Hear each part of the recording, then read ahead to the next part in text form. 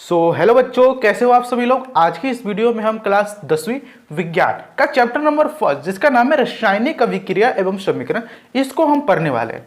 तो सबसे पहले हम ये जान लेते हैं कि ये वीडियो जो है, ये जो चैप्टर में आपको पढ़ा रहा हूँ, ये किन किन बच्चों के लिए, यानी कौन कौन से ऐसे बच्चे जो इस वीडियो को देख सकते हैं। तो देखो, ये वीडियो जो है उन सभी बच्चों के लिए है जिनके बोर्ड में ये चैप्टर आ रहा है, ठीक है, जिनके कहते हो सिलेबस में, जिनके पेपर में ये क्या रहा है, चैप्टर आ रहा है, ठीक है। और उनके लिए भी है जो जिनको हिंदी मीडियम में, ठीक है, हिंदी माध्यम में अपनी स्टडी करनी है, अपना पेपर देना, ये उनके लिए भी है। तो ये दोनों बच्चे देख सकते हैं, ऐसे बोर्ड के बच्चे जिनके सिलेबस में ये आ रहा है और उनका जो पेपर है वो हिंदी माध्यम में देने वाले हैं, वो दोनों इस वीडियो को देख सकते हैं, ठीक है। तो चलिए हम शुरू करते हैं क्लास 10th का चैप्टर नंबर 1 जिसका नाम है रासायनिक अभिक्रिया एवं समीकरण। तो सबसे पहले हम जान लेते हैं कि जो हमारी क्लासेज है साइंस की, वो कब कब लगने वाली। तो मैंने ओरिएंटेशन सेशन में बता दिया था कि जो हमारी क्लास 10th की जो साइंस है, जिसका नाम बैच जो है हमारा, उसका नाम विजन 10th रख रखा है। इसमें हम आपको 2 क्लासेज देंगे, मैथ एंड साइंस के, ठीक है। और साइंस की जो क्लासेज होगी आपकी, ये आपको ट्यूसडे एंड थर्सडे, इन 2 दिन आपको क्लासेज मिलेगी। किसकी सर? साइंस की क्लासेज मिलेगी, ठीक है। इसमें क्या होगा बच्चों, हम जो होगी आपकी मई से लेकर दिसंबर के स्टार्टिंग तक, है ना, नवंबर एंड तक हम आपका पूरा सिलेबस जो होगा कंप्लीट करा देंगे। कंप्लीट सिलेबस 7 महीने में, और आपको इस तरह से कंप्लीट करा देंगे कि आप एग्जाम लेवल पे रेडी हो जाइएगा। तो चलिए हम शुरू करते हैं। तो सबसे पहले सर मेरी नीड क्या है। देखो बच्चों, ये चैप्टर पढ़ने के लिए मुझे ऐसा कुछ आपसे नीड नहीं चाहिए कि आपको ये सारी चीज आता हो। पहले कुछ चीज मैं आपको बताता हूँ, आपको ये आनी चाहिए। पहला क्या होना चाहिए बच्चों, आपके जो तत्व होते हैं ना, एलिमेंट्स, ठीक है, तत्व जिसे आप लोग एलिमेंट कहते हो, उनका आपको सिंबल, जिसे संकेत कहते हैं, वो आपको पता होना चाहिए। लाइक सोडियम होता है, सोडियम का Na होता है, मैग्नीशियम का Mg होता है, एल्यूमिनियम का Al होता है ना, सिलिकॉन का Si होता है, फिर कैल्शियम का Ca होता है। ये आपको 20 तक, ज़्यादा नहीं, 1 से लेकर 20 तक आपको पता होना चाहिए। अगर आपको नहीं पता है तो कोई बात, दिक्कत नहीं है, मैं इस पर एक वीडियो बना दूंगा, और जहां पे मैं आपको एक ट्रिक भी दूंगा कि सोडियम का एटॉमिक नंबर 11 होता है तो एटॉमिक मास इसका 23 कैसे होता है, इसका 12 होता है, इसका 24 होता है, एल्यूमिनियम का 13 होता है। तो इसके जो atomic number and atomic mass जो है ना, मैं आपको लिखना सिखा दूंगा, तो आपको कोई ज़्यादा घबराने वाली बात नहीं है। तो बस इतना ही नीड चाहिए मुझे। हाँ, आपको ये सब पता होना चाहिए, बस इतना आपको अगर पता है तो आप इस वीडियो को देख लीजिएगा। अगर नहीं पता तो कोई बात नहीं, आप कहना, मैं वीडियो बना दूंगा इस पर, ठीक है। तो सर सबसे पहले हम ये चैप्टर स्टार्ट करते हैं। भाई ये चैप्टर क्यों पढ़े, है ना, इस चैप्टर की हमें नीड क्यों है, क्या ये हमारे सिलेबस में आ रहा है इसलिए हम इसे पढ़े? नहीं बच्चों, देखो, रासायनिक अभिक्रिया एवं समीकरण एक बहुत ही कहते हैं इंपॉर्टेंट चैप्टर है। इस चैप्टर को आपको पढ़ने के बाद आप जो होगा अपने आसपास की जो चीजें होती है, लाइक आप लोगों ने बहुत बार देख रखा होगा, जैसे कि मैं कुछ उदाहरण देकर दिखाता हूं आपको। आप लोगों ने देख रखा होगा कि जो गर्मी के दिनों में जो हमारा दूध होता है, वो कुछ समय बाद क्या होता है, खट्टा हो जाता है ना, जिसे हम कहते हैं कि वो दूध क्या हो गया, खराब हो गया, खट्टा हो जाता है, ठीक है, जिसे हम दूध फट जाना भी कहते हैं। फिर हम देखते हैं बच्चों, दूध से क्या हो जाता है, हमारा दही बन जाता है। दूध से कभी क्या हो जाता है, दही बन जाता है। तो इसमें क्या हो रहा है, फिर हम कभी देखते हैं क्या, जब हम लोहा होता है ना, अपन लोहा, ठीक है, स्टील जिसे आप कह सकते हो, आयरन कह सकते हो, उसमें देखते हैं गर्मी के दिनों में क्या लग जाता है बच्चों, उस पर जंग लग जाता है ना। आप लोग देखते हो कि जब हम खाना खाते हैं, जो हमारा भोजन होता है वो हमारे पेट में जाके उसका पाचन हो जाता है, ठीक है, हम शोषण करते हैं, सांस लेते हैं, ये सभी चीजें आप लोगों को दिख रहा होगा। अब ये सब जो चीजें हो रखी है, मैंने कुछ ही एग्जाम्पल दिया, बहुत एग्जाम्पल्स होते हैं इसमें। अब इन चीजों में आप देख रहोगे क्या केमिकल रिएक्शन हो रहा है। कैसे केमिकल रिएक्शन हो रहा है, देखो, दूध जो होता है गर्मी के दिनों में खट्टा हो जाता है, बहुत जल्दी क्या होता है, खराब हो जाता है, तो उसमें किसी न किसी तरह केमिकल चेंज हुआ होगा, ठीक है। दूध से दही जम जाना, भाई कोई ना कोई तो केमिकल आया होगा जिससे ये दूध से दही जम रहा है। लोहा को जब भी हम बाहर रख देते हैं, वायु में रख देते हैं, कुछ समय बाद देखते हैं उस पर जंग लग जाता है, तो कोई ना कोई केमिकल चेंज हो रहा होगा। जो हम खाना खाते हैं तो हमारे पेट में जाता है, पाचन होता है, तो उसका पाचन हो जाता है, तो क्या हो जाता है, उसका भी कुछ ना कुछ केमिकल रिएक्शन हो रहा होगा। फिर हम शोषण, सांस लेते हैं, है ना, वायवीय शोषण, अवायवीय शोषण। तो ये सब चीज़ हम देखते हैं क्या होता है बच्चों, हमारा जो होता है रासायनिक अभिक्रिया होती है। तो ये चैप्टर इसीलिए इंपॉर्टेंट है कि हम इस चैप्टर को पढ़ के ये आइडेंटिफाई कर पाए कि हमारे जो लाइफ में डेली डेली चेंजेस हो रहे हैं उसमें कौन सा रासायनिक अभिक्रिया है और कौन सा रासायनिक अभिक्रिया नहीं है। तो इसलिए ये चैप्टर मेरे थोड़ा बहुत इंपॉर्टेंट रह हो जाता है। अब बात करें केमिस्ट्री की भाषा में, तो चलो बात करते हैं, ठीक है। तो ये तो मैंने बता दिया कि भाई हम क्यों इंपॉर्टेंट है और क्यों पढ़ें। ठीक है, ये चीज़ मैंने आपको बता दिया। अब हमारे बुक में कुछ क्वेश्चन दे, कुछ इन्होंने एग्जांपल दिया होगा, मैं आपको एग्जांपल को रीड कर देता हूँ। देख, गर्मी के मौसम में जैसे मैंने बताया कि दूध होता है कुछ समय बाद खट्टा हो जाता है ना। हम लोगों ने देखा होगा कि दूध से दही जम जाना, नम वायु में लोहे पे जंग लग जाना, जो कि मैंने आपको बता रखा था। हमारे शरीर में जो होता है भोजन का पकना पचना, ये सब चीज़ें होता है। श्वास लेने की प्रक्रिया हो गई, ठीक है, फलों का पकना, ये सभी क्या हो, एक हमें कुछ ना कुछ इसमें क्या होती है, इनकी प्रकृति बदल जाती है, जिसे हम आप केमिकल रिएक्शन कह सकते हो, रासायनिक अभिक्रिया कह सकते हो। ठीक है, अब बात करें हमारे बुक में जो है ना, ठीक है, हमारे बुक में जो हमारी क्रियाकलाप, जैसे आप क्रियाकलाप, जिसे आप लोग एक्टिविटी कहते हो, ये बेसिक से कहते हो एग्जाम्पल है। ठीक है, हमारे मतलब कि रासायनिक अभिक्रिया को समझाने के कुछ हमें 5 उदाहरण दे रखा होगा, एग्जाम्पल, जिसे आप लोग उदाहरण भी कहते हो। ये मैं टोटल 5 उदाहरण हमें दिया गया है। अब देखो यार, ये जो उदाहरण है ना, जब तक आप इस चैप्टर को पूरे समझोगे नहीं, ये उदाहरण भी आपको समझ में नहीं आएगी। तो टोटल 5 उदाहरण है, जिसमें से मैं आज आपको 3 उदाहरण, ठीक है, उदाहरण जो होगा, जिसे हम नहीं, उदाहरण क्रियाकलाप, ठीक है, क्रियाकलाप, वो एक्टिविटीज जो है मैं आपको दिखाऊंगा कि कैसे इसमें केमिकल चेंजेस होते हैं, और जब केमिकल चेंजेस होते हैं तो उसमें कैसे आइडेंटिफाई कर पाएंगे कि भाई इसमें केमिकल चेंज हो रहा है और इसमें केमिकल चेंजेस नहीं हो रहा है। ठीक है, तो हमें आप इस चीज़ों को दिखाएंगे। तो एक्टिविटीज नंबर 1 हमारी क्या कहती है, देखते हैं। देखो, एक्टिविटी नंबर 1 जो है ना हमारी, वो क्या है मैं आपको बताता हूँ। एक्टिविटी नंबर 1 है मैग्नीशियम रिबन को जलाना। आई थिंक आपकी एक्टिविटी नंबर 1 है, हाँ, मैग्नीशियम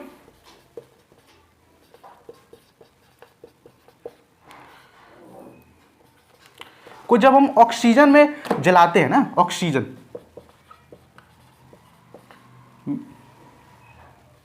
तो हमारा क्या बनता है सर? जब मैग्नीशियम को ऑक्सीजन में हम जलाते हैं तो हमारा मैग्नीशियम ऑक्साइड बनता है, कोई बात नहीं है।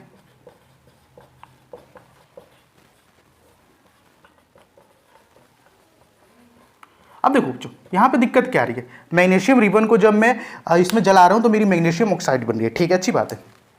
तो देखो यहाँ पे क्या होता है कि मैं आपको कुछ पहले मैग्नीशियम का बता दूं, मैग्नीशियम क्या चीज़ होता है। देखो, हमारे लेबोरेटरी में जो होता है ना, लेबोरेटरी नहीं, हमारे जनरली हम देखते हैं मैग्नीशियम जो होता है ना, 3 तरीके से इसकी अवस्था पाई जाती है। अवस्था हम लोग की स्टेट है ना, ये कैसे पाया जाता है मैं आपको बताता हूँ। देखो, मैग्नीशियम जो होता है, पहले बात तो ये मैग्नीशियम धातु के रूप में पाया जाता है, ठीक है, ओके।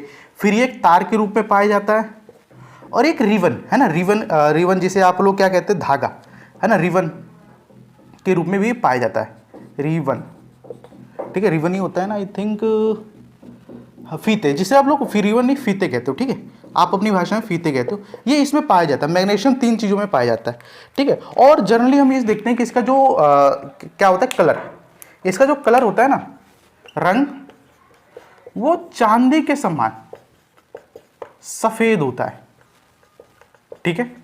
ये जनरली हमें मैग्नीशियम जो होता है ये चीज़ों में देखने को मिलता है, ठीक है। तो अब ये देख लीजिए, जो मैग्नीशियम जो होता है जनरली हमें धातु के रूप में, मेटल्स के रूप में पाया जाता है। फिर मैग्नीशियम की तार भी पाई जाती है, एंड फिर मैग्नीशियम होता है जिसे आप रिबन, जिसे आप फीते कहते हो, उसके रूप में भी ये पाई जाती है, ठीक है। तो ये मैग्नीशियम हमें इस रूप में पाई जाती है। अब पेपर में जनरली आपसे क्वेश्चन पूछा जाएगा कि मैग्नीशियम को, रिबन को जलाने से पहले, जो मैग्नीशियम का फीता है, फीते को जलाने से पहले इसे साफ क्यों किया जाता है, ठीक है ना। तो आपके मन में क्वेश्चन आना चाहिए कि भाई इसे हम साफ क्यों करते हैं। तो देखो, जनरली हमारे जो लेबोरेटरी होगा, जिसे हम केमिस्ट्री की प्रयोगशाला कहते हैं, उसमें जो मैग्नीशियम होता है ना, उसे वायु में ये लोग क्या करते हैं, रख देते हैं। अब मैग्नीशियम को वायु में रख देते हैं तो इसमें क्या होता है, ऑक्साइड की जो होती है ना परत जम जाती है। आप इसे क्या करो, हवा में रख दो, नमी में रख दो, तो क्या हो जाएगा, ऑक्साइड की क्या होगी, परत इसमें जम जाएगी। अभी जब इसमें परत जम जाएगा तो इसको जलाने में क्या होगा, प्रॉब्लम होगी। तो इसलिए हम क्या करते हैं, जब भी हम मैग्नीशियम रिबन को जलाते हैं ना, तो सबसे पहले हम क्या करते हैं, इसको थोड़ा साफ कर लेते हैं, ठीक है, ताकि ये अच्छे से जल जाए। अब तो मैंने आपको ये 4 चीज़ बता दिया, ठीक है। आप इसका स्क्रीनशॉट ले सकते हो, नोट्स होगा, ये आपको वीडियो के डिस्क्रिप्शन में मिल जाएगा, और बिल्कुल एज इट इज़ अच्छे नोट्स होंगे, आपको चिंता नहीं करनी है, ठीक है। तो मैंने ये चीज़ बताया, ठीक है। अब देखो बच्चों, मैंने क्या बोला, मैग्नीशियम रिबन है, ठीक है। आप मैग्नीशियम रिबन को ऑक्सीजन में, जो आप ऑक्सीजन के संपर्क में जो आप जलाओगे, तो आपको क्या बनेगा, मैग्नीशियम ऑक्साइड बन जाएगा। अब देखो बच्चों, ये पहला एक्टिविटीज है, ठीक है। आपकी जो क्रियाकलाप है वो 1 में आपको इसने बता रखा है, ठीक है। सो बच्चों देखो, हमारे बुक में जो है ना, वो एक्टिविटी नंबर 2 है। एक्टिविटी नंबर 2 में हम क्या करते हैं, लेड नाइट्रेट का जो घोल होता है, लेड नाइट्रेट एक कहे तो आप सोल्यूशन होता है, ठीक है, विलयन। उस लेड नाइट्रेट घोल जो होता है, जो इनिशियली क्या होता है, रंगीन होता है, यानी कि इस पर कोई जो कलर आप लोग जो कहते हैं ना, वो कलर इसके पास नहीं होता है। तो जब लेड नाइट्रेट का जो घोल होता है उसको पोटेशियम आयोडाइड, है ना, KI, इसे KI कहते हैं, बाद में बताऊंगा इसे क्यों KI कहते हैं। तो पोटेशियम आयोडाइड के घोल के साथ जब इसे मिलाया जाता है तो देखो ये दोनों क्या होते हैं, पहले तो रंगहीन होते हैं, ठीक है, ओके। जब इसको हम इन दोनों के साथ रिएक्ट कराते हैं तो हमारे पोटेशियम नाइट्राइड बनता है, ठीक है, पोटेशियम नाइट्राइड, ओके। फिर हमारा एक लेड आयोडाइड बनता है जो कि पीला कलर का अवक्षेप बनाता है। पीला कलर का क्या बनाता है, अवक्षेप, अवक्षेप जिसे हम प्रिपिसेट कहते हैं। अब भाई केमिकल रिएक्शन समझा दिया, इसका मतलब तो बताओ। हाँ तो देखो मतलब हम देखते हैं, मतलब क्या है बच्चों, देखो मैं इसको रब कर देता हूँ, ठीक है, ऊपर वाले को रब कर देता हूँ। आप लोग एक्टिविटी नंबर 1 इसको नोट कर लीजिएगा, मैं इसको थोड़ा रिमूव कर देता हूँ थोड़ी देर के लिए। लेट सपोज गया, ठीक है, ये इधर थोड़ा सा इसे यू। देखो अब जैसे कि मैंने बोला पीला कलर का अवक्षेप बनता है, तो इस अवक्षेप का क्या मतलब है आप बताओ पहले। देखो मैंने क्या कर लिया, एक तो मैंने ये वीकर ले लिया, ठीक है, वीकर जैसे आप कुछ कहते हो, ठीक है, तो मैंने वीकर ले लिया। तो मैंने क्या किया, पहले जैसे मान लो ये पोटेशियम आयोडाइड है, मैंने इसको थोड़ी देर के लिए X बोला, ठीक है, और ये ये लेड नाइट्रेट है, इसको मैं थोड़ी देर के लिए X बोला, और इसको थोड़ी देर के लिए मैंने Y बोला। इनका ये क्या सोल्यूशन है, घोल, है ना। घोल जब भी कहेगा आपको समझ लेना कि ये विलेन की बात कर रहे हैं, ठीक है, तो क्या ये घोल है, ठीक है। तो जब मैंने इसको क्या कर दिया, इसमें मिला दिया, घोल की हिंदी में नहीं, हिंदी पे मत जाइएगा बच्चों, कंसेप्ट पे देखिएगा, ठीक है। तो देखो घोल हो गया, तो मैंने क्या किया, एक ये लिया वीकर, इसमें मैंने X और Y को मिला दिया। अब जब मैं इनको मिला दूंगा ना तो एक रिएक्शन होगी।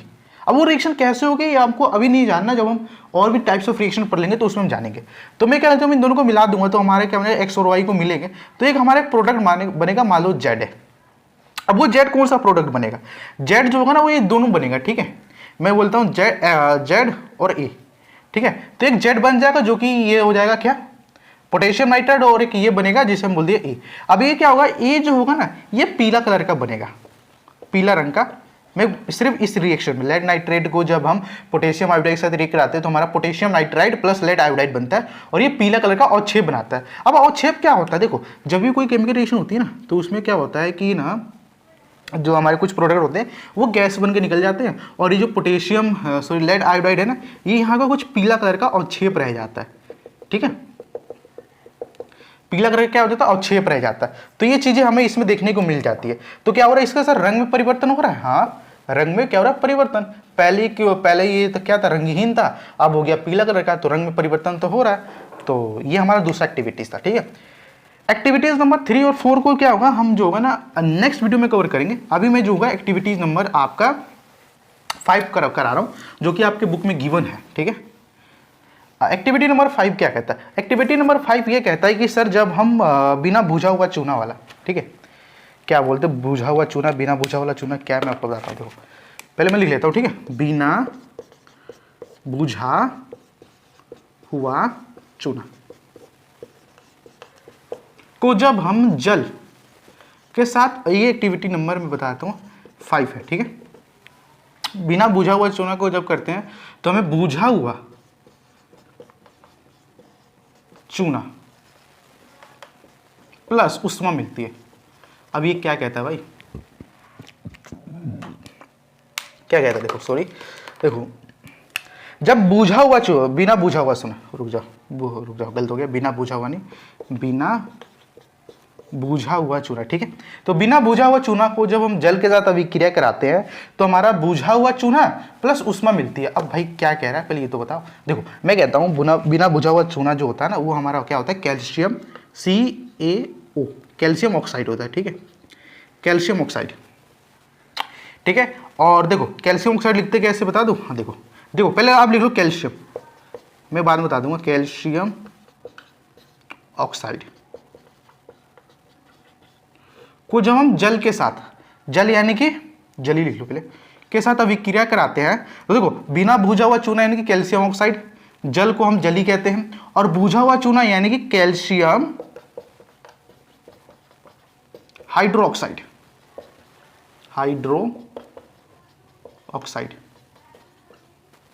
प्लस उष्मा, ये हमें देखने को मिलता है, ठीक है।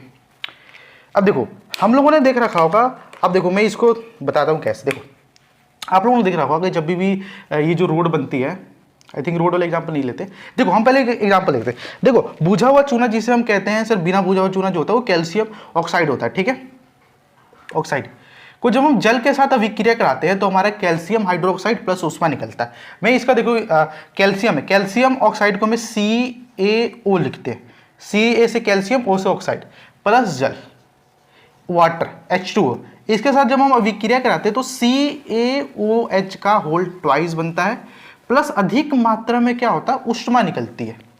अभी आपके लिए ये जानना जरूरी है, ठीक है। क्या मैंने बोला, मैंने बोला कि जब हम कैल्शियम ऑक्साइड को जल के साथ अभिक्रिया कराते हैं तो हमारा कैल्शियम हाइड्रोक्साइड प्लस उष्मा निकलती है। अच्छा ठीक है, और ये जो उष्मा होती है ना, जो बहुत ज़्यादा, मतलब समझो बहुत ज़्यादा उष्मा निकलती है। तो ये तीन चीज़ें हम देख रहे हैं कि जब ये हमारा केमिकल रिएक्शन होगा तो ये तीन चेंजेस हमें देखने को मिलेगा, ठीक है। तो आप पहले तो इसे नोट कर लो, ठीक है। ठीक है, पेपर में क्वेश्चन आएगा कि बिना भुजा हुआ चूने को क्या कहते हैं, एग्जांपल दे देगा calcium oxide plus calcium hydroxide, है ना, या बोलेगा ए और बी दोनों, या फिर दोनों में से कोई नहीं। तो आपको पता होना चाहिए बिना भुजा हुआ चूना जो होता है वो कैल्शियम ऑक्साइड होता है, और भुजा हुआ चूना जो होता है कैल्शियम हाइड्रोक्साइड होता है, ठीक है। ओके, अब मैं इसको रफ करता हूँ। देखो अभी हम लोगों ने ये पढ़ा कि बच्चों क्या बोला, अभी हम लोगों ने ये पढ़ा, हम लोगों ने पहले ये पढ़ा था कि भाई केमिकल रिएक्शन, रासायनिक अभिक्रिया क्या होती है, और सारा चीज़ हम लोगों ने देखा था, ठीक है। और फिर हम लोगों ने देखा था activity number 1, activity number 2 and activity number 5, 3 और 4 को हम कल देखेंगे। तो बच्चों देखो, हम लोगों ने कुछ देर पहले हम लोगों ने पढ़ा था रासायनिक अभिक्रिया, है ना, क्या होती है, हम लोगों ने देखा था। फिर हम लोगों ने देखा था activity number 1, 2, activity number 5। Activity number 1 में हम लोगों ने मैग्नीशियम रिबन को जलाया था, मैग्नीशियम के फीते को जलाया था, तो हमारा मैग्नीशियम ऑक्साइड बना था। फिर लेड नाइट्रेट को बनाया था, तो है वो बना था। फिर हम लोगों ने बुझा हुआ चूना को वाटर के साथ मिलाया था, तो हमारा बिना बुझे हुए चूने को वाटर के साथ मिलाया था, तो हमारा बुझा हुआ चूना मिला था। तो हम लोगों ने ये 3 एक्टिविटीज हम लोगों ने आज कवर किया। अब अगर मैं कहूं कि भाई 3 एक्टिविटीज को ध्यान में रखते हुए आप ये बता सकते हो कि जब भी रासायनिक अभिक्रिया होगी तो उसमें कौन कौन से परिवर्तन आएंगे, परिवर्तन क्या बता सकते हो? हाँ बता सकते हैं। पहला जब रिएक्शन हम लोगों ने देखा था तो हम लोगों ने देखा था कि सर जब मैग्नीशियम ऑक्साइड जो मैग्नीशियम जो होता है उसको जब हम क्या बोलते हैं, मैग्नीशियम ऑक्साइड जो होता है उसे वायु को में हम दहन करते हैं, जलाते हैं, वायु के संपर्क में हम जलाते हैं तो हमारा मैग्नीशियम ऑक्साइड बनता है। अब पहले जो इसके क्या था, वो सफेद मैग्नीशियम जो होगा सफेद पाउडर बन जाएगा। यानी क्या हो रहा है सर, इसकी अवस्था में परिवर्तन हो रहा है। पहले रिएक्शन को देख के हमें ये लगता था कि भाई क्या हो रहा है, इसकी अवस्था में वो क्या हो रहा है, परिवर्तन हो रहा है। दूसरे रिएक्शन के हम लोगों ने देखा कि जब भाई एक रंगहीन शब्दांश, है ना, रंगहीन, कोई इसका सब्सटेंस नहीं था, जब इसको हम लोगों ने रिएक्शन कराया तो हमारे एक कौन सा कलर का, पीला कलर का रंग वाला सब्सटेंस बना था। तो क्या इसके रंग में परिवर्तन आ रहा है? हाँ, इसके कलर में क्या रहा है, परिवर्तन आ रहा है। तो ये चीजें हो गई। फिर सर हमने 5वें में देखा था कि जब बिना बुझा हुआ चूना को जल के साथ अभिक्रिया कराते हैं तो हमें बुझा हुआ चूना मिलता है, प्लस हमें बहुत ज्यादा क्या मिलता है, उष्मा मिलती है, यानी कि उष्मा मिलती है। तो ये चेंजेस तो आप क्या कह सकते हो। लेकिन अभी जो हमारी 3 और 4 एक्टिविटीज है उसको हम जब देखेंगे ना तो हमें और भी कुछ चेंजेस देखने को मिलेगी, ठीक है। वो चेंजेस क्या होगा मैं आपको बताता हूं, जो कि आपके बुक में मेंशन भी होगा। आप देखो जब हम लोगों दूसरा प्रक्रिया किया था तो हमें उसमें पहले तो रंग में परिवर्तन देखने को मिला था।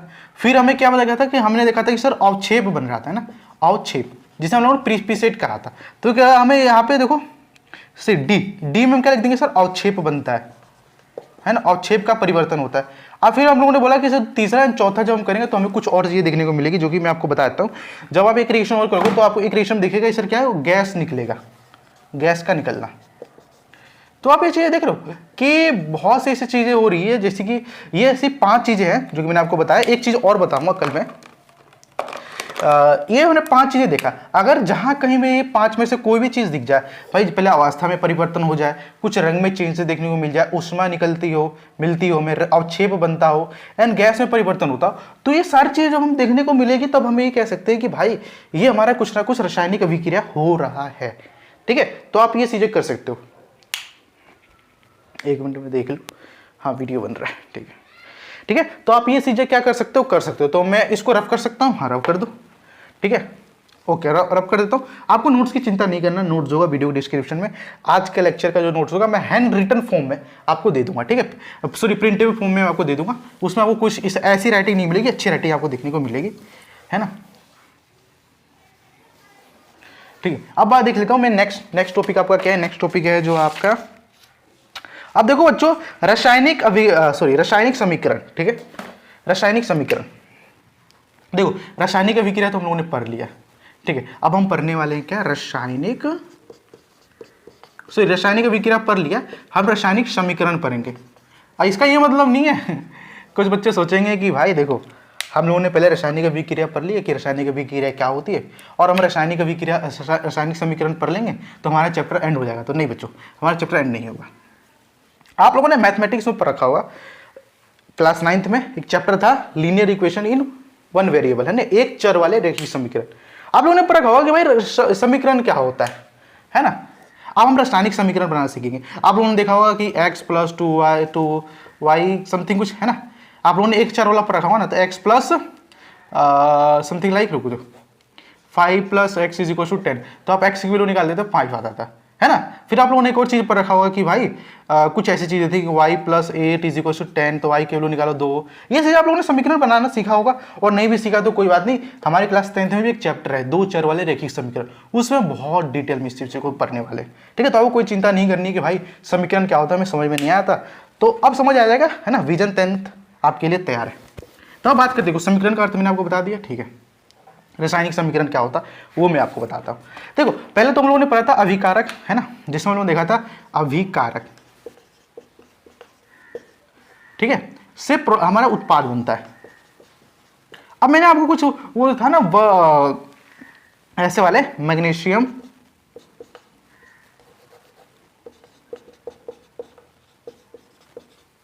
को जब मैंने, है ना, वायु में जब इसे जलाया था ना ऑक्सीजन के संपर्क में, तो मेरा क्या बना था, मैग्नीशियम ऑक्साइड बना था, है ना।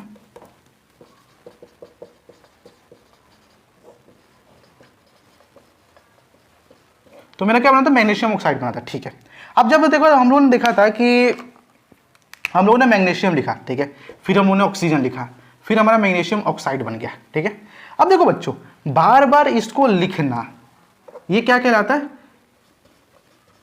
रासायनिक समीकरण कहता है, ठीक है। रासायनिक समीकरण को हम ऐसे दिखाते हैं, इसे हम क्या कहते हैं बच्चों, बर्ड समीकरण भी कहते हैं, ठीक है। बर्ड्स इक्वेशन जिसे हम लोग शब्द समीकरण भी आप लोग कहते हो, ठीक है। बट एक बात बताओ, बार बार इसको ऐसे लिखना क्या जमेगा। अब मान लो मेरे पास बहुत बड़ा रिएक्शन है, बहुत बड़ा मतलब रिएक्शन बना रहा हूं, तो क्या मैं बहुत बड़ा मैग्नीशियम इतना लिखूंगा, जबकि मेरा मैग्नीशियम छोटे से ऐसे आ जाएगा, है ना, Mg, फिर O2, है ना, मिलके बनाएगा क्या, MgO। तो क्या ये बड़ा लिखने में वो जमेगा, नहीं, है ना।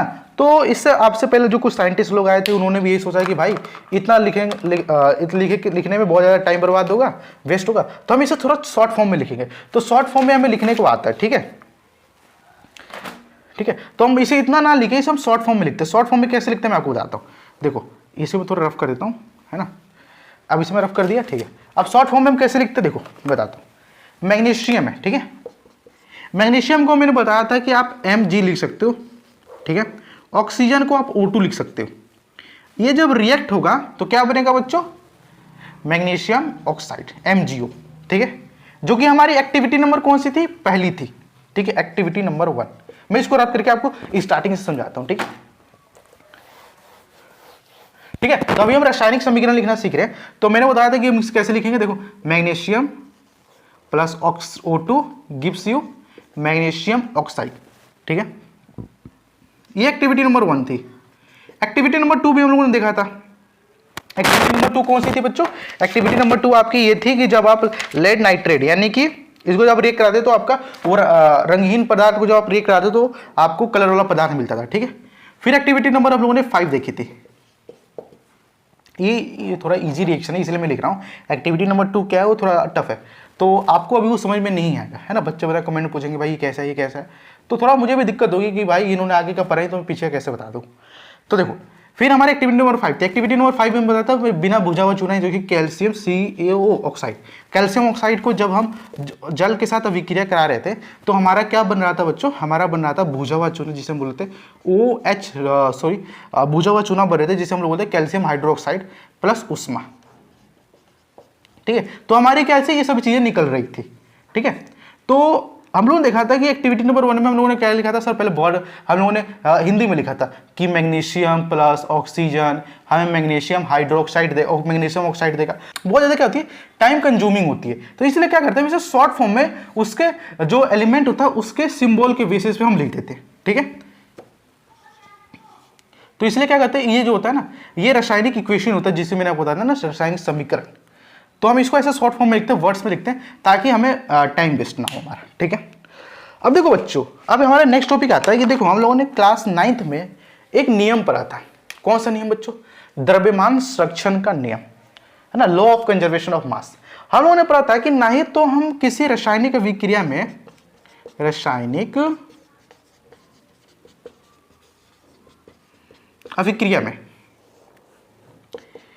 अभिक्रिया में ना ही तो जो मास होता है द्रव्यमान का निर्माण और ना ही विनाश, ना ही तो हम उसको क्रिएट कर सकते हैं ना ही तो उसको डिस्ट्रॉय कर सकते हैं ना, है ना। मास can neither be created can nor be destroyed in chemical reaction. रासायनिक अभिक्रिया में ना ही तो हम द्रव्यमान का निर्माण कर सकते हैं और ना ही उसका विनाश कर सकते। ये दोनों क्या होता है, केमिकल रिएक्शन में पॉसिबल नहीं होता है।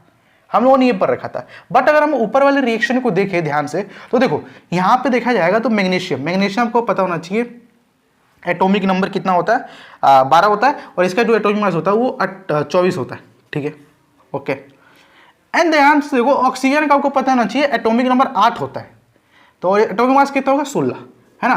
तो 8 16 इसका एटॉमिक मास हो गया।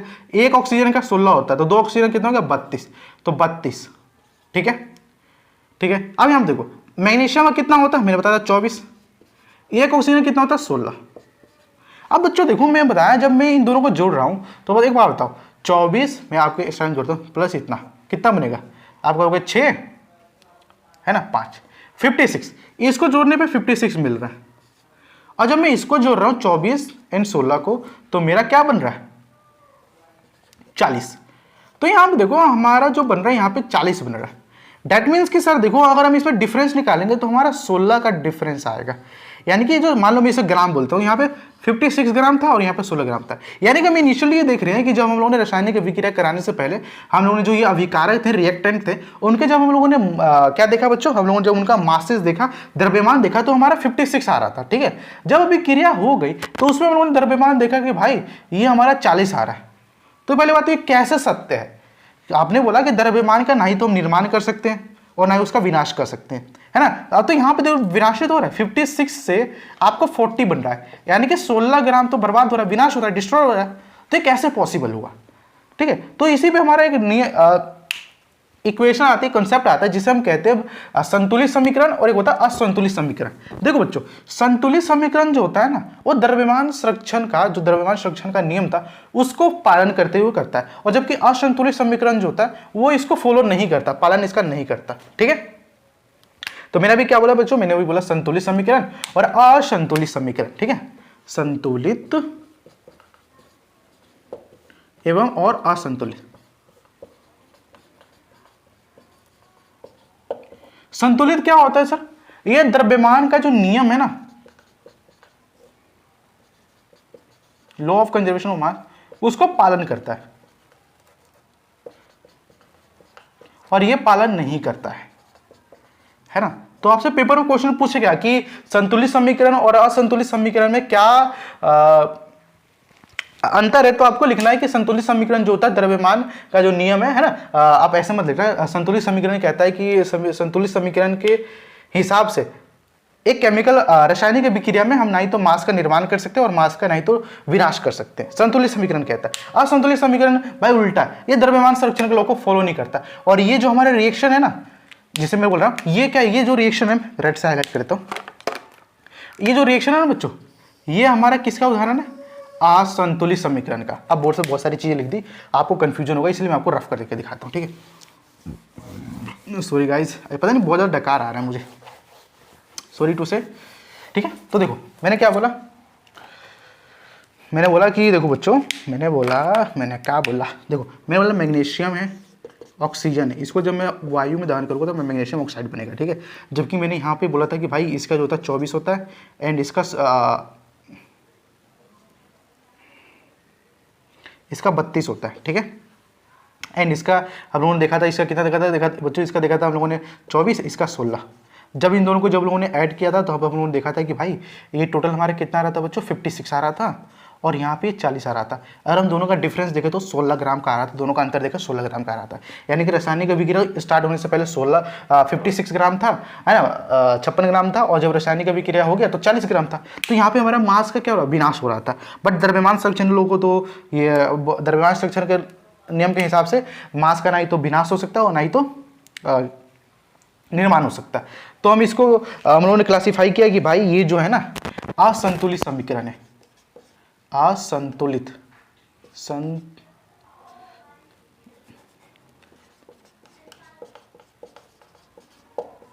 समीकरण हुआ। ठीक है, तब हम लोगों ने क्या किया, अब भाई ये असंतुलित समीकरण हुआ और इस तरह से अगर हम एग्जाम्पल लिख के आएंगे तो हमें 1 नंबर कटेगा, क्योंकि हमें संतुलित समीकरण लिखना आना चाहिए। अब बात करते हैं संतुलित समीकरण कैसे लिखेंगे। संतुलित समीकरण एक ऐसा समीकरण जो द्रव्यमान के नियम को पालन करता है। तो कैसे करेंगे, देखो मैं काम करता हूं, मैं इसको एडिसीज लिख लेता हूं, magnesium plus oxygen gives you magnesium oxide. अब मुझे इसको संतुलित समीकरण बनाना है। तो हमारे जो बुक है उसमें 2 मेथड है। पहला जो मेथड है वो तीर एंड तुक्का मेथड है। मुझे बहुत हंसी आई थी पहली बार पढ़ के, तीर एवं तुक्का, तुक्का तुक्का, है ना, ट्रायल एंड सक्सेस मेथड है ना। और दूसरा जो मेथड है वो बीज गणित मेथड है, बीज गणितीय मेथड है। ये मेथड जो होता है जनरली मैं बच्चों को रिकमेंड नहीं करता हूं, मत करो इस मेथड से, बहुत ज़्यादा टाइम कंज्यूमिंग होता है। और आई थिंक यहाँ तक मुझे पता है 10th बोर्ड एग्जाम में इस लेवल का क्वेश्चन नहीं आता है कि हमसे ये इसकी नीड पड़े, तो ये रेयरली आपको यूज़ करना होगा। ठीक है, मैं बच्चों को सजेस्ट करता हूँ कि भाई तुम है ना तीर एंड तुक्का, जिसे हम हिंट एंड ट्रायल मेथड कहते हैं, उसको बैलेंस करो, उससे करो। अब उसे हम कैसे करते हैं आओ दिखाता हूँ, देखो। ठीक है, अब दिखाता हूँ तुमको बच्चों में अंडे का फंडा, ये नहीं प्यारे कोई मामूली बंदा, ये रिएक्शन था। ठीक है, अब देखो बच्चों, आपको करना कुछ नहीं है, पहला आपको देखना है पहला एटम। ठीक है, यहां पे देखो मैग्नीशियम का एक एटम है। ठीक है, यहां पे भी मैग्नीशियम का एक एटम है, यानी कि मैग्नीशियम भाई साहब बैलेंस है। ठीक है, अब देखो ऑक्सीजन जो भाई साहब है इनके पास 2 एटम है ना, एटम यानी कि परमाणु, और यहां पे जो है ना इनका पास एक ही एटम हुआ हुआ। तो देखो 2 एटम यहां पर है, यहां पे 1 एटम हो रहा है, यानी कि यहां पे 1 कम पड़ रहा है। तो मुझे इसे 2 करना है, तो मैं क्या करूं, उसमें 2 से मल्टीप्लाई कर दूंगा। ठीक है, अब देखो मैंने क्या किया, जब मैंने यहाँ पे 2 से मल्टीप्लाई किया ना, तो यहाँ पे पता तुम्हें क्या हो जाएगा, यहाँ पे 2 जो होगा ना वो मैग्नीशियम का भी एटम हो गया एंड 2 ऑक्सीजन का भी एटम हो गया। ठीक है, अब देखो ऑक्सीजन का 2 एटम यहाँ पे भी हो गया, ऑक्सीजन का 2 एटम यहाँ पे भी हो गया। बट दिक्कत अब यहाँ पे आएगी कि भाई मैग्नीशियम का तो पहले 1 एटम था, अब 2 एटम हो गया, तो हमें इसको 2 एटम बनाने के लिए क्या करना है, 2 से यहाँ पे भी मल्टीप्लाई कर देंगे। ठीक है, तो हमारा यहाँ पे देख रहे हो कि यहाँ पे देखो 2 से हमने यहाँ पे मल्टीप्लाई कर दिया, तो यहाँ पे हमारा क्या हो गया, मैग्नीशियम का क्या होगा, 2 एटम हो गया, इसके भी 2 एटम हो गया, और यहाँ पे देखोगे तो मैग्नीशियम का 2 एटम है एंड ऑक्सीजन का 2 एटम है, तो ये क्या हो गया, बैलेंस हो गया। अब बात करो, देखो भाई यहाँ पे 2 एटम हो गया, ठीक है, अच्छी बात है, आपने इसे बैलेंस कर दिया। ये जो था हीट एंड ट्रायल मेथड था। अब भाई तुम इसे कह रहे हो संतुलित समीकरण, बट हम कैसे मान ले, आप कह रहे हो इसे क्या संतुलित समीकरण, हम किसे कैसे मान ले। तो मैंने आपको बताया संतुलित समीकरण वो समीकरण होती है जो द्रव्यमान संरक्षण के लोगों को फॉलो करती है। अब आप देखते हो उसको कैसे वेरीफाई करते हैं। इसको वेरीफाई करने के लिए क्या करेंगे, 1 मैग्नीशियम का होता है 24, तो 2 मैग्नीशियम का कितना हो जाएगा, 2 से मल्टीप्लाई कर देंगे तो 24 दूना बताओ 48। ठीक है, 1 ऑक्सीजन का होता है 16, तो 2 ऑक्सीजन का कितना हो जाएगा 32। ठीक है, अब एक बाद में ऐड कर लेंगे। ठीक है, तो 2 देखो 2 यहाँ पे आपको एच रख लेना। अब देखो मैग्नीशियम का 2 एटम है, तो 1 मैग्नीशियम का कितना होता है सर 24, तो 2 मैग्नीशियम का कितना हो जाएगा प्लस 1 ऑक्सीजन का होता है 16, तो हमारे पास 2 ऑक्सीजन है, तो 2 को मल्टीप्लाई कर दो, तो कितना होगा 48 प्लस 32। अब देखो इसका भी सेम आ रहा है, इसका भी सेम आ रहा है, इसका भी सेम आ रहा है। जब आप इसको दोनों जोड़ो तो आपका 80 और 80 मिलेगा। अब इनका क्या होगा, मास जो हो गया ना वो संतुलित हो गया, तो इसको क्या कहेंगे बच्चों, संतुलित समीकरण होंगे कहेंगे। आई होप कि आपको ये चीज समझ में आई होगी, है ना। ठीक है, तो इसको हम क्या कहेंगे, संतुलित समीकरण कहते। तो आपको आई होप कि आपको डिफरेंस क्लियर हो गया होगा संतुलित समीकरण और असंतुलित समीकरण में। ये समीकरण में हम ये देख रहे थे कि भाई हमारा जो था ना वो 16 ग्राम जो द्रव्यमान था, मास, वो कहीं गायब हो गया था, उसका विनाश हो गया था। जबकि संतुलित समीकरण में वो मास कहीं पर भी उसका विनाश नहीं हो रहा, हमें वो एज इट इज देखने को मिल रहा है। तो ये इन दोनों में यही डिफरेंस है, ठीक है। संतुलित समीकरण में क्या होगा, मास का हेराफेरी हो जाएगा, है ना, द्रव्यमान होगा ना वो हेराफेरी हो जाएगा, जबकि संतुलित समीकरण में ऐसा देखने को नहीं मिलेगा, ठीक है। तो ये था मैंने संतुलित समीकरण, असंतुलित समीकरण में आपको डिफरेंस मैंने आपको बताया था, ठीक है। अब कुछ क्वेश्चन कर लेते हैं, ठीक है। आई थिंक मैं इसको रफ कर देना चाहता हूँ। अब कुछ हम इसको क्वेश्चन कर लेते हैं जो कि आपके इंटेक्स और बुक के क्वेश्चन में दिया होगा, और मैं कुछ क्वेश्चन कर लेता हूँ, ढूंढ लेता हूँ कुछ क्वेश्चन, ठीक है। तो ये मैंने दो मेथड है, ठीक है, जो कि मैंने बता दिया। अब कुछ क्वेश्चन जो कि आपको बुक में दिया है, क्वेश्चन आपको पता कर होना चाहिए, ठीक है। सेकंड क्वेश्चन देखो क्या कह रखा, आपका क्वेश्चन दे रखा है Zn के साथ जब H2SO4 इसके साथ हम अभिक्रिया कराते हैं तो हमारा ZnSO4 प्लस H2 हमारा निकल जाता है। अब बच्चों से मैं कहूँगा कि भाई देखो, पहले तो तुम ध्यान से, मन से पहले सोचो, इसमें पहले खुद करो, वीडियो को पोस्ट करो, खुद करो, ठीक है। अब देखो हमारा पहला स्टेप क्या होना चाहिए, पहला स्टेप हमें देखना है कि पहले एक एटम को चेक करो, ठीक है। जिंक का यहाँ पे एक है, यहाँ पर भी एक है, जिंक बैलेंस है, ठीक है। हाइड्रोजन का यहाँ पे क्या है, 2 है, ठीक है। हाइड्रोजन का भी यहाँ पे क्या है, 2 है, ये बैलेंस हो गया। इसका कितना, 1 है, यहाँ पे भी 1 है, ये बैलेंस हो गया। ऑक्सीजन का 4 है, यहाँ पे भी 4 है, तो आई थिंक बैलेंस्ड है ना। एक बार देख लेते हैं, हमने कुछ गलत तो नहीं लिखा ना, सॉरी यहाँ पे एक आई थिंक देखोगे ये इक्वेशन क्या है, बैलेंस्ड है ना। आप दोनों तरफ देख रहे हो, ये जो इक्वेशन है बैलेंस्ड हो गया, तो हमें इसमें कुछ करने की जरूरत नहीं पड़ेगी, ठीक है। आपको ये ऐसे चेक करना है कि कौन सा बैलेंस इक्वेशन है, कौन सा अनबैलेंस इक्वेशन है, ऐसे चेक करना है। अब कुछ उदाहरण जो कि मैं आपको दिखा देता हूँ। अब देखो यहाँ पे एज सच कुछ एग्जाम्पल दिखता हूँ मैं आपको यहाँ ले। ओके देखो यहाँ पे कुछ उदाहरण दे रखा है, मैं आपको दिखा देता हूँ, लिखता हूँ मैं, ठीक है। हम कुछ एग्जाम्पल्स लिखते हैं, ठीक है। आप अपने कॉपी में नोट कर लीजिएगा ताकि आपको कोई दिक्कत ना हो इन फ्यूचर।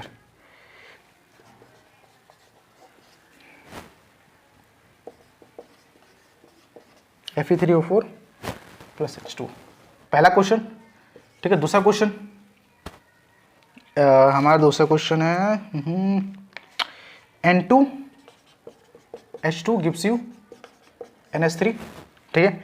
आपको ये नहीं पता होना है, आपको अभी इसमें मत लड़ना कि भाई ये क्या प्रोडक्ट बनेगा, ऐसा वो नहीं, अभी चिंता नहीं करनी, ये आप पढ़ते पढ़ते सीख जाइएगा, ठीक है।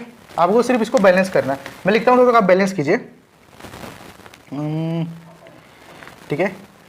KH2O KOH फिर H2O, आई थिंक ये तो बैलेंस है। KOH नहीं, बैलेंस नहीं, ठीक है, ओके। देखो मैंने यहाँ पे 3 समीकरण लिखा है, अब हम इसको बैलेंस करते हैं, ठीक है। यहाँ पे जो होगा ना, मैं कुछ और भी डिस्क्रिप्शन में समीकरण दूंगा, आपको उसको बैलेंस करके लाना है, ठीक है। अभी आप देखो, मैंने पहला जो बताया था, ये सभी क्या है, अनबैलेंस इक्वेशन है, ठीक है। इसको कहते हैं हम, देखो असंतुलित समीकरण तो पहले हम कहते थे, अब इसे हम कहते हैं सब जो कंकाली समीकरण है ना, कंकाली स्केलेटल इक्वेशन समीकरण, these are the skeletal equation. अब इसको थोड़ा हम बैलेंस करते हैं। इससे पहले मैं चेक कर लूँ रिकॉर्डिंग हो रहा है या नहीं हो रहा है। यस, रिकॉर्डिंग इज डन, ठीक है। इसको कहते हैं कंकाली समीकरण। देखो हमें क्या, मैंने आपको पहला स्टेप बोला, पहले का वो एटम का चेक करना है। देखो यहाँ पे जो Fe है उसके पास 1 एटम है, बट यहाँ पे जो Fe है उसके पास 3 एटम है। अब Fe यहाँ पे 1 है, यहाँ पे 3 है, तो मैं इसे क्या करूँगा, 3 से मल्टीप्लाई कर दूंगा, तो मेरा ये Fe का यहाँ पे 3 एटम हो जाएगा, यहाँ पे भी 3 एटम हो जाएगा, तो मेरा Fe बैलेंस हो जाएगा, ठीक है।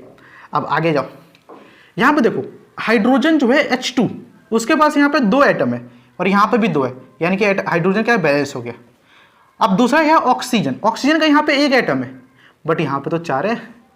अब ऑक्सीजन को बैलेंस करना है तो मुझे यहाँ पे 4 से मल्टीप्लाई करना पड़ेगा, ओके। तो देखो इस केस में क्या होगा, ऑक्सीजन तो मेरा बैलेंस हो गया, ऑक्सीजन का यहाँ पे 4 हो गया, ऑक्सीजन का मेरा यहाँ पे 4 हो गया, बट यहाँ पे हाइड्रोजन का 4 यहाँ पे पहले से था और यहाँ पे 2 था, हाइड्रोजन के 2 एटम थे, तो यहाँ पे क्या हो गया, 8 हो गया।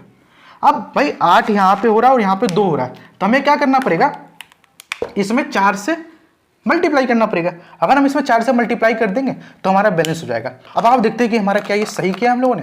तो देखो यहाँ पे Fe के 3 एटम है, यहाँ पे भी Fe के 3 एटम है, यानी कि Fe तो बैलेंस हो गया, इसको हम टिक कर देंगे। ठीक है, यहाँ पे हाइड्रोजन को देखो, अब बच्चों कंफ्यूज मत होना कि यहाँ पे हाइड्रोजन के 4 या 8 है, आपको करना कुछ नहीं, 4 यहाँ पे दिख रहा है और यहाँ पे हाइड्रोजन कितना दिख रहा है 2, तो आपको 2 से मल्टीप्लाई करना, तो कितना आएगा 8 आएगा, यानी कि हाइड्रोजन के यहाँ पे 8 है और यहाँ पे भी हाइड्रोजन के 8 है, यानी कि हाइड्रोजन बैलेंस हो गया, टिक मार दो।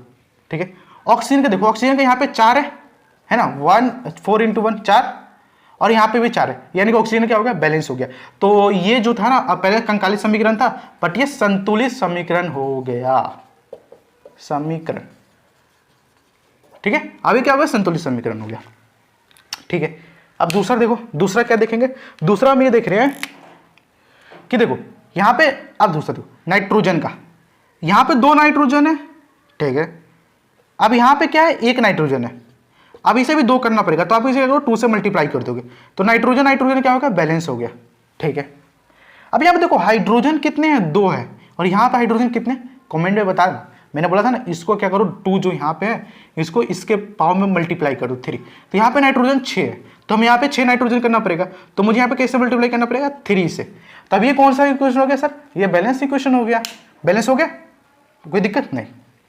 अब इसमें देखो, अब इसमें देखो, यहाँ पे देखो के को कहते हैं बेटा पोटेशियम, है ना, पोटेशियम कहते हैं के को, तो यहाँ पे देखो पोटेशियम का यहाँ पे 1 है, यहाँ पे भी पोटेशियम का 1 है, तो पोटेशियम बैलेंस हो गया। ओके, अच्छी बात है, बैलेंस हो गया।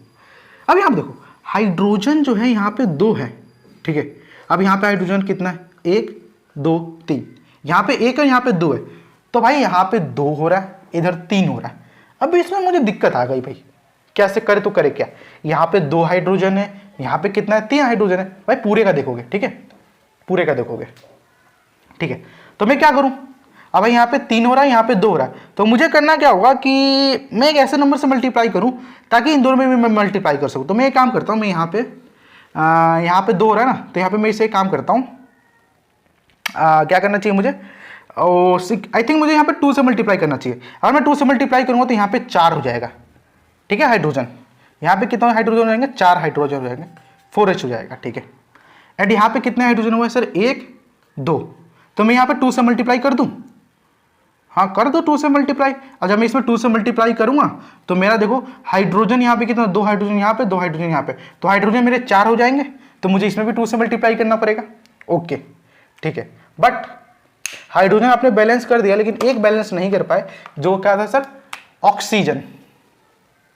ठीक है, कैसे, देखो यहाँ पे ऑक्सीजन, यहाँ पे आप लोगों ने किससे मल्टीप्लाई किया सर, 4 से मल्टीप्लाई किया, नो यहाँ पे मैंने 2 से मल्टीप्लाई किया, 2H2 हो गया, यहाँ पे 4 क्या हो गया, 4 क्या हो गया, हाइड्रोजन हो गया, 2 हाइड्रोजन यहाँ पे, 2 हाइड्रोजन यहाँ पे, 4 हाइड्रोजन हो गया, तो हाइड्रोजन क्या हो गया, बैलेंस हो गया। 2 Ki यहाँ पे भी है, 2 Ki यहाँ पे, तो Ki भी बैलेंस हो गया।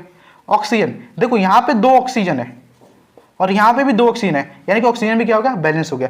तो हम इस तरीके से बैलेंस कर सकते हैं। ठीक है, एक बार हम अपने आंसर चेक कर लेते हैं।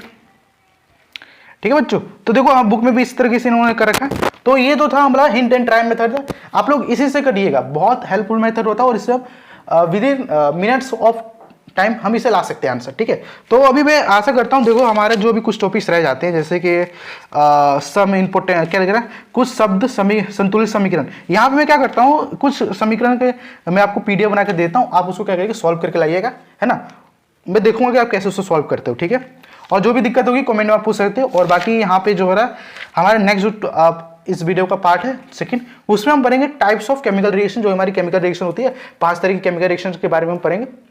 तो उसमें हम ये डिस्कस कर लेंगे क्या क्या हमें चीज़ और कवर करनी है। तो आई होप कि ये वीडियो आपको अच्छी लगी होगी और आप इसका फोटो खींचना चाहते हो खींच सकते हो, है ना। और अगर इसमें दिक्कत, इसमें हो सकता है आपको 0.12% दिक्कत आ रही हो, भाई घबराना नहीं है, बहुत से हम केमिकल रिएक्शन बैलेंस करेंगे। आपको बता दो इस चैप्टर में कम से कम 20 से 25 रिएक्शन तो हम बैलेंस कर ही देंगे, प्लस आपको SBS में मिलेगा, तो आपको कोई दिक्कत नहीं होगा। ठीक है, स्क्रीनशॉट ले लेना इसका। अब हम बात करते हैं बच्चों होमवर्क के बारे में। अब करना कुछ नहीं है, वीडियो के डिस्क्रिप्शन में SBS नंबर 1 आपको दिखेगा, उसको डाउनलोड करके सॉल्व कर लेना। ठीक है, उसमें मैं मिनिमम 10 क्वेश्चन तो मैंने रखा ही है। उसमें आपको हर तरह क्वेश्चन मिल जाएंगे, आपको सही गलत वाले क्वेश्चन मिलेंगे। ठीक है, फिर आपको रिक्त स्थान वाले फिल इन द ब्लैंक्स वाले क्वेश्चन मिलेंगे, फिर आपको लिखने वाले क्वेश्चंस मिलेंगे। ये सारे क्वेश्चन आपको मिलेंगे, 10 से 15 क्वेश्चन होंगे, सॉल्व कर लेना। और अगर कोई भी दिक्कत आती है तो आपको क्या करना, वीडियो को डिस्क्रिप्शन वीडियो कमेंट्स में जाके क्वेश्चन पूछ सकते हो। ठीक है, तो हम मिलते हैं किसी नेक्स्ट वीडियो में नेक्स्ट टॉपिक के साथ। तब तक के लिए जय हिंद, जय भारत।